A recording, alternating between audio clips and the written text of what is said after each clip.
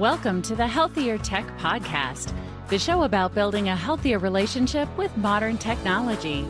Now here are your hosts, R. Blank and Stephanie Warner.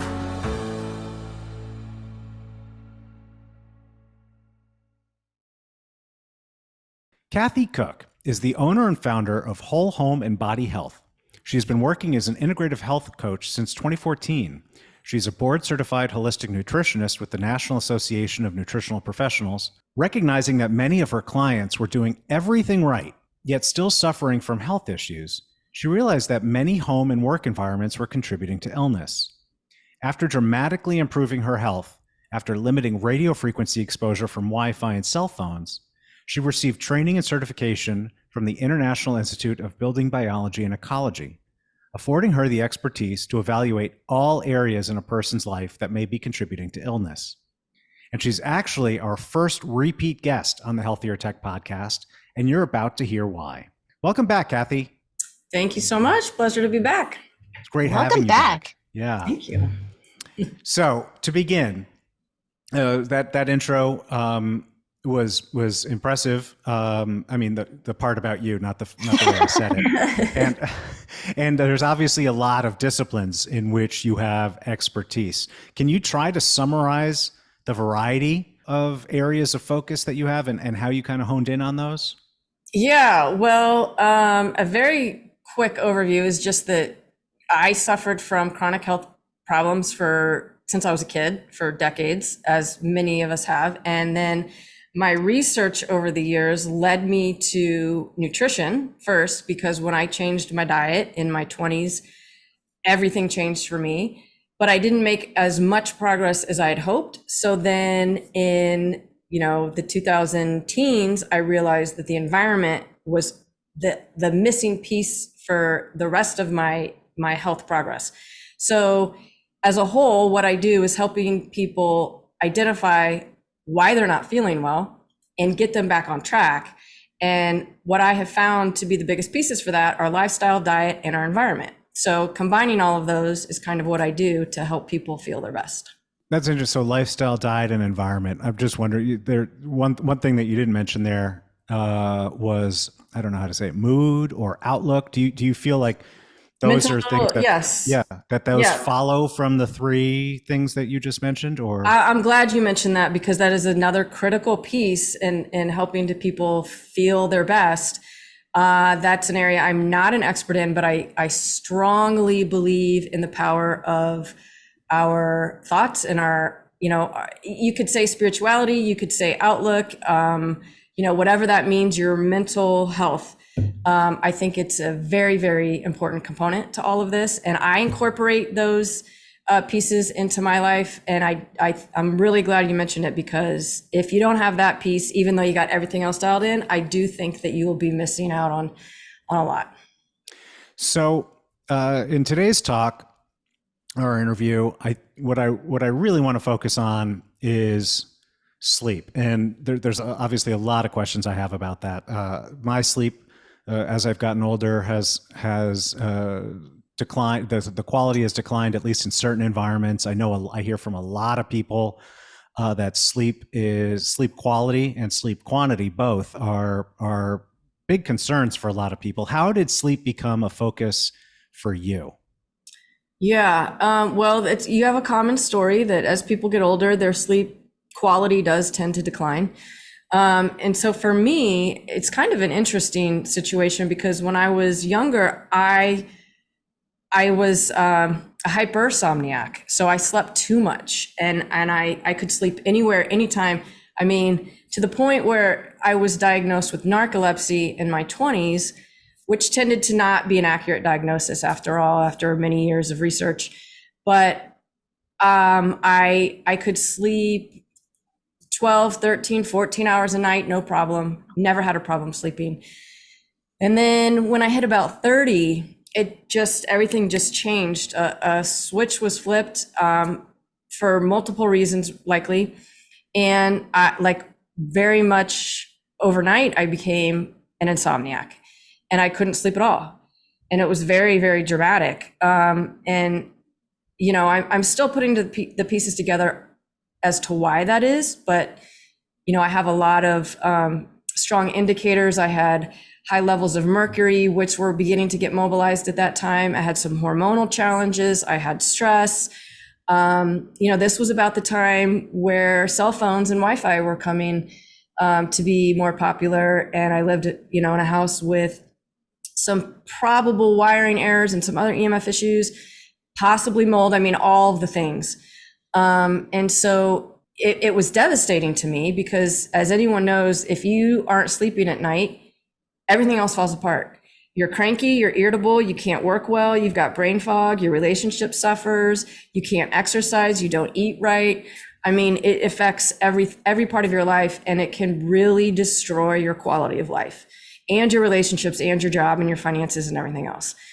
So from that day forward, I just dove deep into everything about sleep that I could, because I went to doctor after doctor after doctor after doctor, and nobody had any answers for me.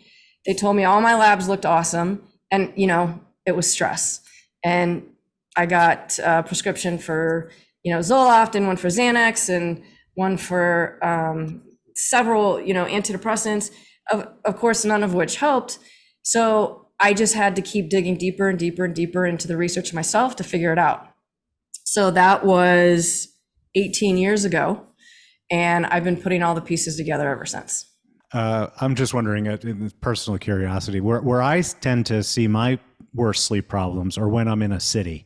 And this wasn't the case when I was growing up. But nowadays, if I go into a city, if I spend a few nights in a city, that's where it really seems to hit me. Is that something you see with other clients or patients?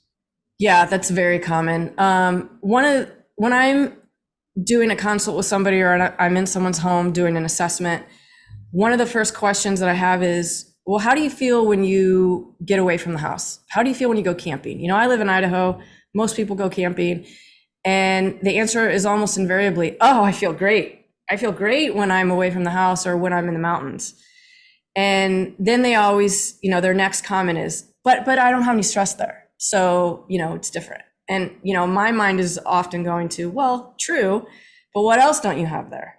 You're not using your phone, you're not on your screens, hopefully. It's getting harder and harder to find those areas where you can't use your devices, but generally, most people are, they're kayaking, they're in the river, they're swimming, they're hiking, they're doing all of these things outdoors, and they're not on their tech.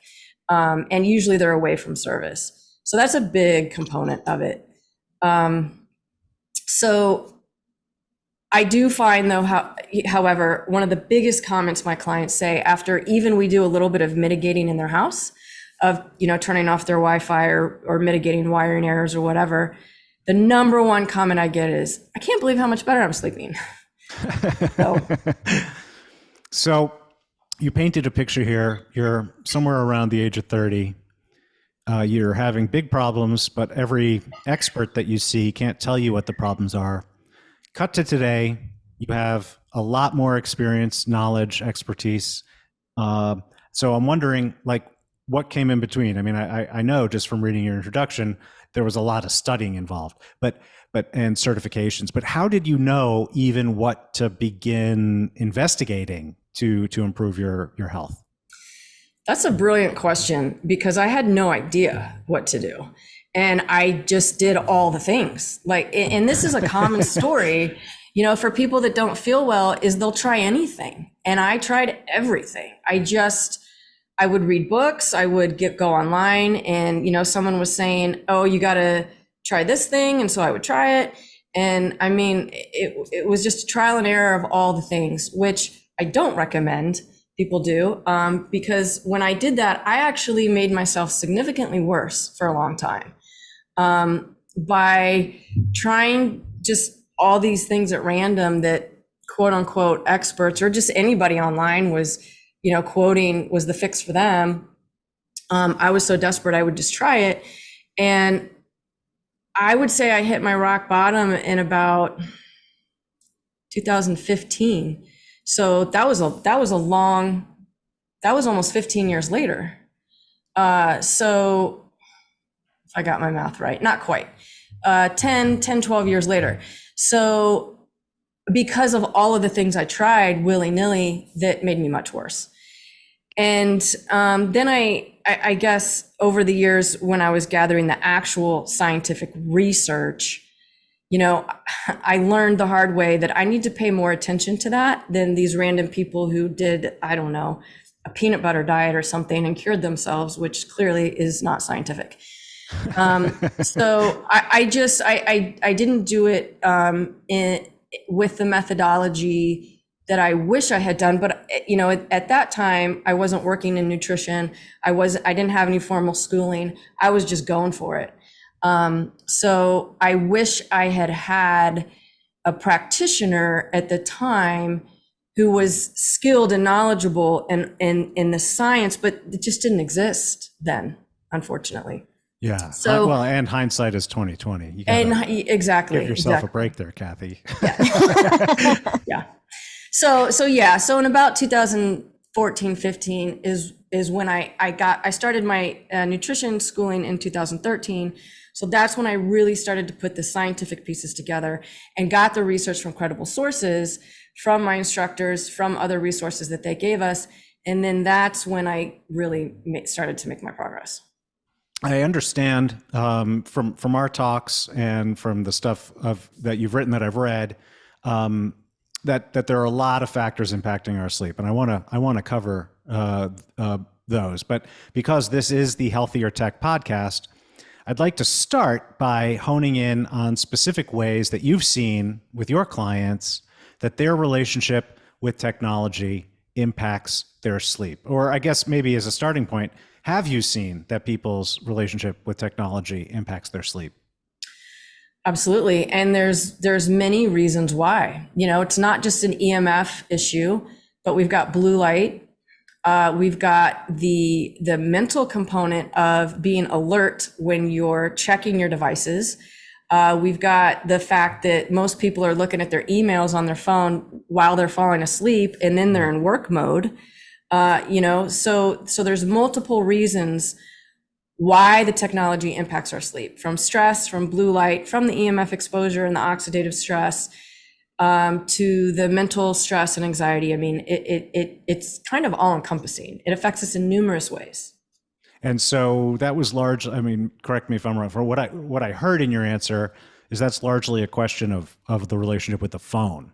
Is that true, or is it other tech as well? Oh, yeah, definitely other tech. I mentioned the phone because that's what the majority of people are doing.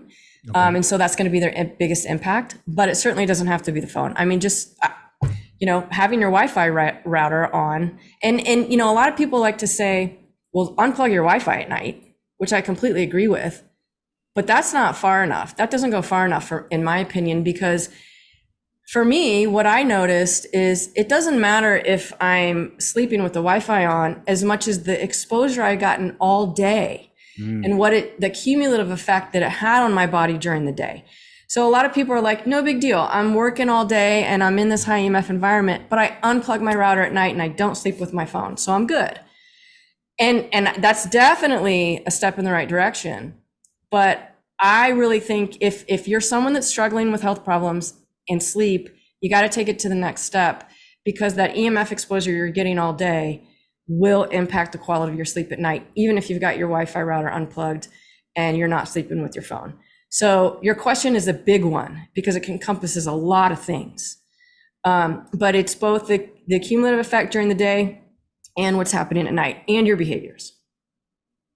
So that's really interesting. And I wonder, how long do you recommend that we unplug or disconnect before we get to go to sleep? Like, is there a recommended dose, you would say? Yeah, that's a great question. And I kind of like to tie this in with the blue light. So blue light exposure, if we're seeing artificial light at night, even sun, any kind of high blue frequencies of light, then our brain is not making melatonin, and we get the signal that it's daytime and it's time for us to be alert. So I typically recommend that people shut down their blue light exposure about 2 hours before they want to be asleep. And I would say that that's pretty optimal for the screen time as well. Because we want to start to tell our brain, all right, we're winding down. We don't have to be on alert. We don't have to be checking texts and work messages and all of these things or doing anything stimulating. So I like to say 2 hours. Everybody, of course, is going to be different. But for most people, that's kind of the sweet spot. Great. That's great. I think 2 hours is completely, that seems doable to like tether ourselves away from our tech. Mm-hmm. And before I ask that question, you had mentioned that if somebody is really struggling with sleep, it's not only about disconnecting from devices, they should take the next step. And I was wondering what that next step would be if you're really, really having a tough time with sleeping. Oh my gosh, there's so many. I mean, and I don't want to make it sound like it's overwhelming and you got to change your life, because everything that I recommend for sleep, it's all just good habits. It's good diet, it's good mental outlook, like we mentioned before. It's reducing your EMF exposure and all of the things. But if your question is tailored a little bit more towards the EMF side, it's just cleaning up your home environment, and the best way to do that, of course, is to have an assessment by a professional like a building biologist, which is what I recommend, to make sure it's not only your Wi-Fi and your phone, but it's the wiring in your walls. It's wiring errors that you may have throughout the home that are causing magnetic fields while you're sleeping. It's the dirty electricity, all of the things that are a little bit more technical and cumbersome, but they all impact sleep. So if you really wanted to take it to the next level, you're going to have a full assessment of your home, and you're going to mitigate all of these fields so that you can create a really nice sleeping sanctuary, and not even a sleeping sanctuary, but a low EMF home in general, which is going to be health promoting all the time that you're there, not just while you're sleeping. I want to get to something else, but before I do, there was just a thread that you mentioned that I wanted to pull on just one little bit, which is the psychological relationship of that people have with their tech and how that's impacting their sleep. What is it that you're referring to there? Let's start there. Are we talking about like the realm of addiction and behaviors? I don't know. You're the one who brought it up, so you tell me what we're talking about. I mean, here. this can go so many different directions. But when you ask that question, that's what came to my mind. So, in fact, I had a meeting with a client just yesterday, whose family member refused to shut down their phone at night. They absolutely refused. And long story short, because they had a phone addiction, and they were very readily admitting that. It's like, I can't stop looking at it. And it's all of the things that they do on their phone. It's looking at social media, it's playing games with their friends, mostly those two things. And it's actually even the physical habit of turning your wrist and looking. Mm-hmm. I will often see this behavior, especially in younger people. Even if they don't have their phone on their body, they still search for it, and they still do this behavior where they're turning their wrist and looking at their hand, because it's this constant motion. Wow.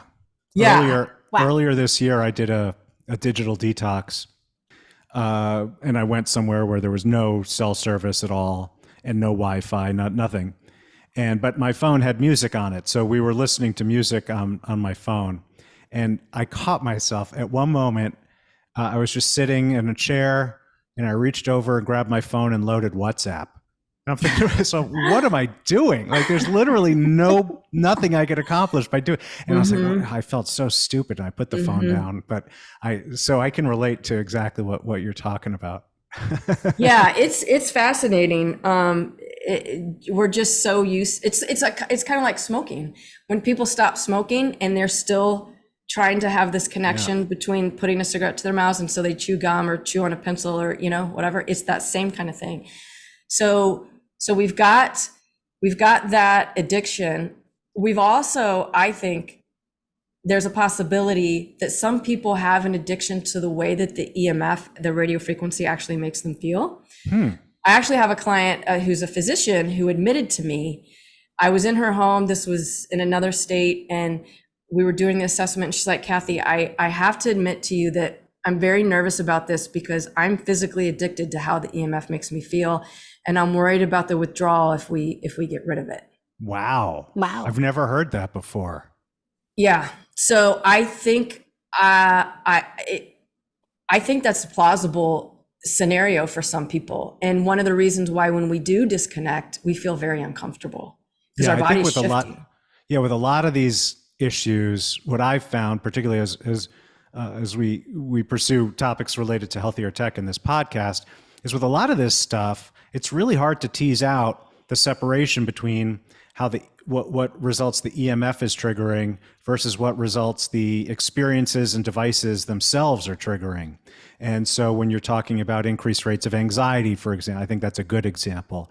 How much of the anxiety is being triggered or caused by the EMF versus the way that Facebook is being engineered on the right? And I don't know if we've gotten to that point where it's actually, but I feel like the number of different public health issues that we're identifying, it's becoming a bigger problem that we don't know what the cause is, except for that it's the phone, but we don't know what about it is actually the harm.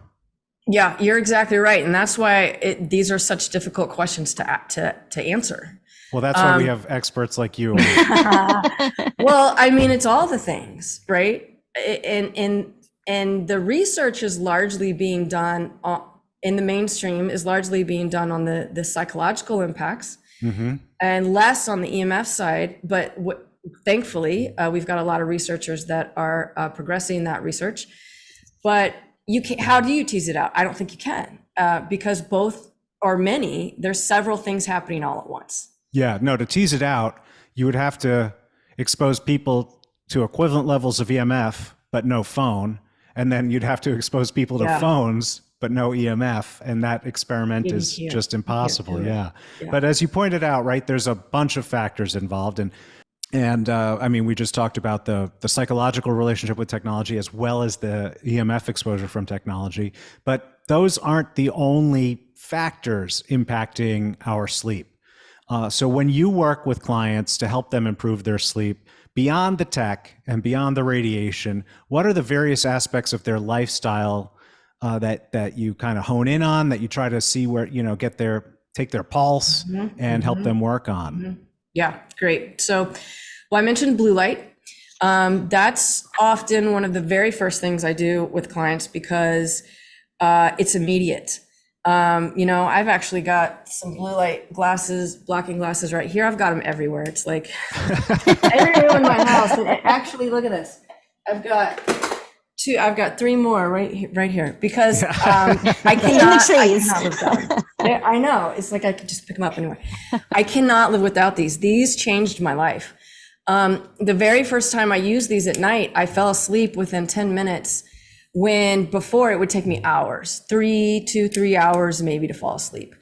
And so I love that this is a very immediate response for people because some of this stuff is going to take time. If we're working on our mental outlook, our stress, our blood sugar, infections, all these things, which I'll talk about in a minute, that's going to take time. But boy, managing your blue light and managing your circadian rhythm can happen immediately. So that's one of the very first things that I help people with. And the circadian rhythm is part of the blue light exposure, which is, the earth has its own time frame, its own circadian rhythm. The sun comes up at a given time every day, and then it goes down at night. And all of the earth's creatures are doing their things based on the sun and the moon. And we should be too. Our body gets its cues from the sunrise and the sunset and the moon and where the sun is at a certain time of the day in the sky. And so we need to be in touch with that, and most of us aren't. So, we do things like getting outside and getting certain sun exposure at different times during the day, and possibly watching the sunset at night, and, just getting our circadian rhythm re-entrained so that we get our body's cycle back on track. And then after that, I really work with people on their blood sugar balance, which is something that most people are not giving any consideration to when it comes to sleep. But it's very, very important because our hormones are involved with our blood sugar. So when our blood sugar dips, we get a cortisol response to help tell the liver to put sugar back into the bloodstream to bring us back into balance.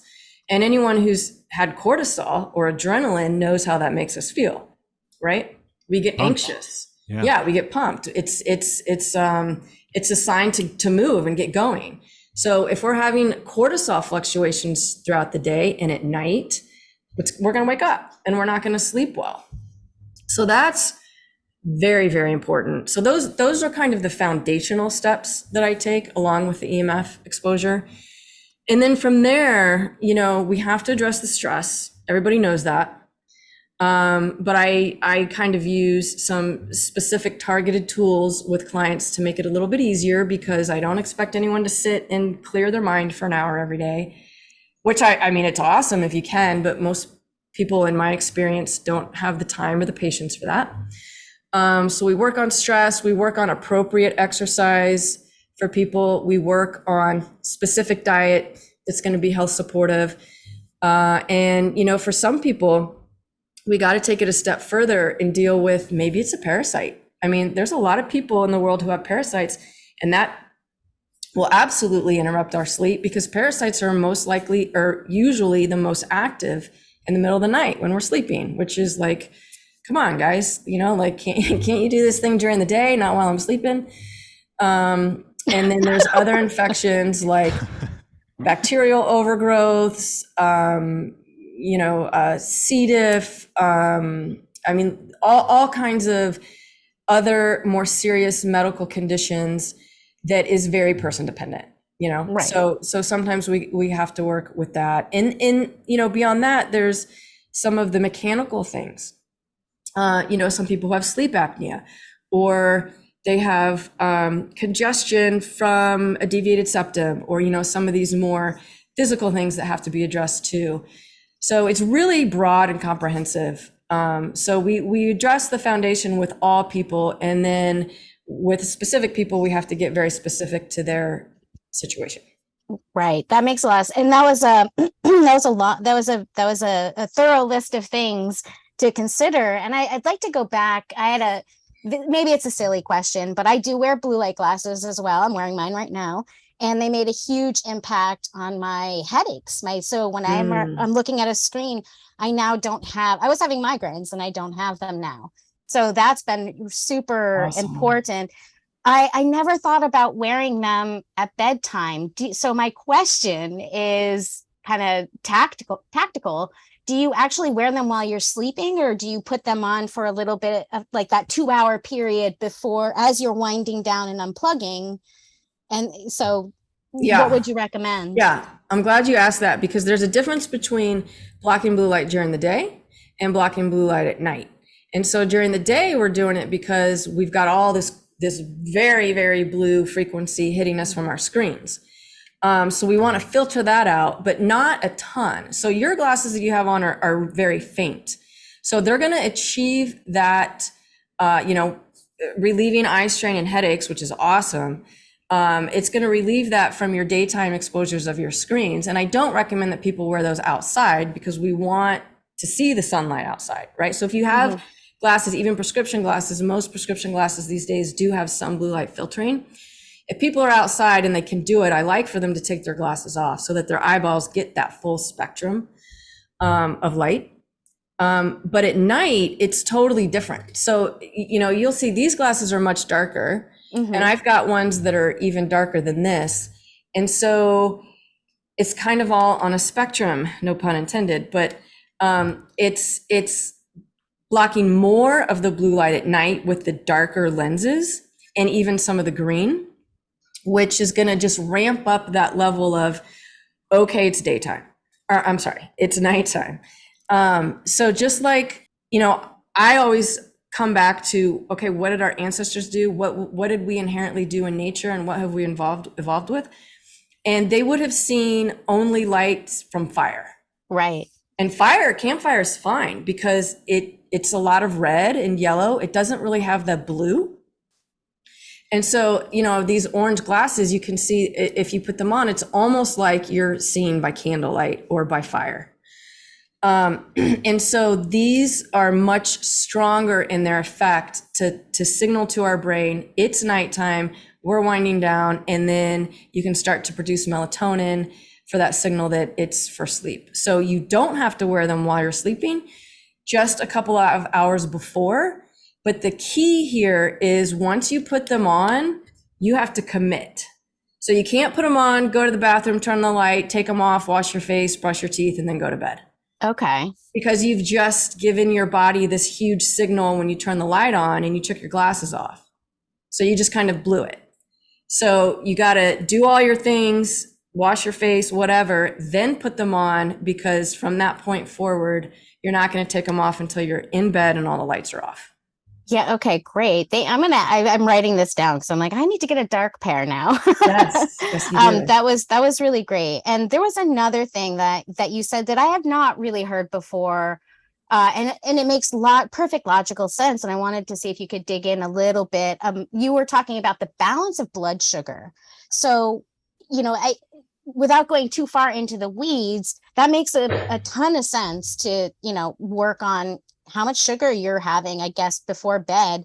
Is there is there something simple for our listeners, like maybe don't have that ice cream or dessert after dinner? Is there something that we can do to start working on that a little bit and being a little more mindful about our sugar intake before bed? Yeah.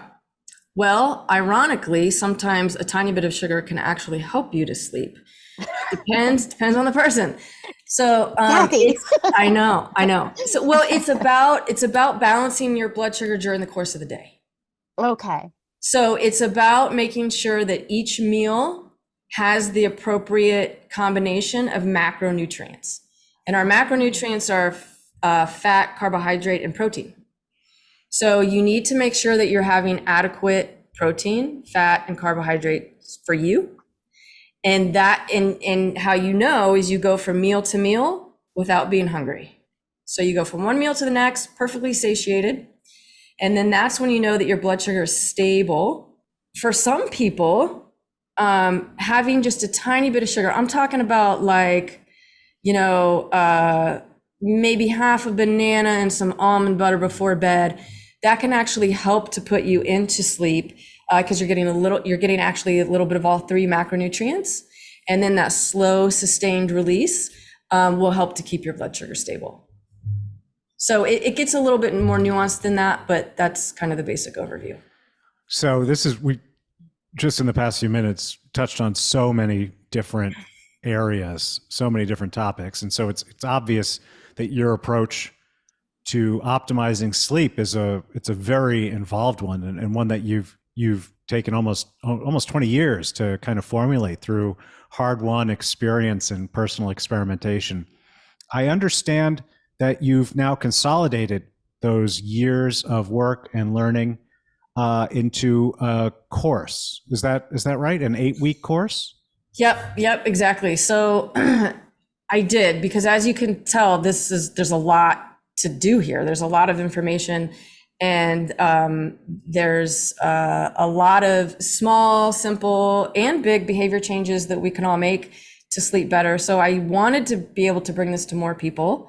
And so I created what's called the Sleep Easy Method. And it is an 8-week program that goes through all of the things we just talked about and then some.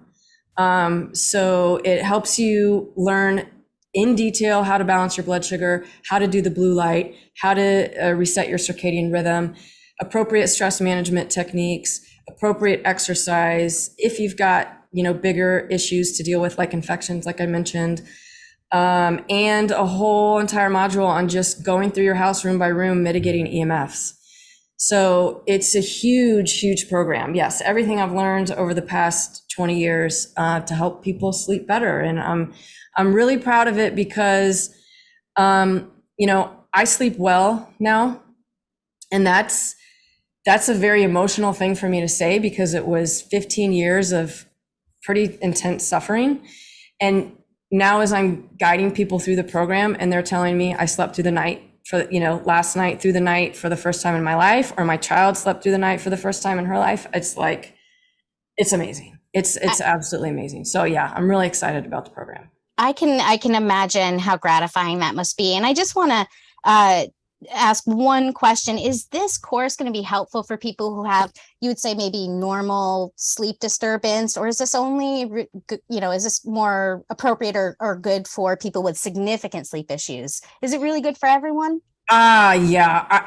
You know what, Stephanie, it's good for everybody, because while this program is targeted towards getting people to sleep better, the entire program is about how to live better and how to be healthier. So it doesn't matter if you're dealing with sleep or not, because everything in there is going to increase your quality of life by making you a healthier person. Awesome. How much does this course cost? It is regularly sold for $299, which I think is an amazing deal. Yeah, because it's so comprehensive. But I wanted to make it affordable enough for people to be able to afford it. Yeah. And so where so $299, it's an 8-week course. Where can our listeners find this? So it is on the shieldyourbody.com website, and you could just type in shieldyourbody.com/sleep easy, and the program's all right there. Excellent. And we'll have that link in the show notes. And I understand that you have a coupon for the listeners. Yes. Yeah. So I was so excited to jump on the podcast with you guys that I gave you a $50 coupon. Wow. So what is that? The coupon is SLEEP50, and you will save $50 off the program. Excellent. Cool. So that's great. So it's normally $299 with the Sleep 50 coupon. It'll be $249, and we'll have the coupon code and the link in the show notes. Cathy, it's great having you back. It's you're not only the first repeat guest on the Healthier Tech podcast. I suspect you are going to be the first three-peat guest there, but time will tell how pathetic I am. But before we sign off, what is one specific and actionable and achievable tip that you have for the listeners to start improving their sleep? Well, I mentioned it right at the beginning. Turn your Wi-Fi off at night and don't sleep with your phone. Start there. You don't need technology while you're sleeping. So disconnect a little bit earlier and wear those blue light blocking glasses. Excellent. Well, awesome. That was it. Yeah. We'll figure this out. Yeah. Thank you so much. Thank you so much, Cathy, for coming back onto the Healthier Tech podcast. This Sleep Easy Method course sounds amazing, and I wish you the best of luck with it. Thank you so much. I really appreciate having the opportunity to bring this to everybody. So thank you. Yeah, thank you so much. I'm looking forward to checking out the course. And I've wasted a lot more than $230 or $300 on sleep gimmicks that didn't help me. So I'm really excited about this. Thank you. Awesome. Mm-hmm. Thank you so much for listening to this episode of the Healthier Tech podcast. Remember to check the show notes for all the links and resources mentioned in the show. Please like and subscribe to the Healthier Tech podcast on Apple, Spotify, or your podcast platform of choice.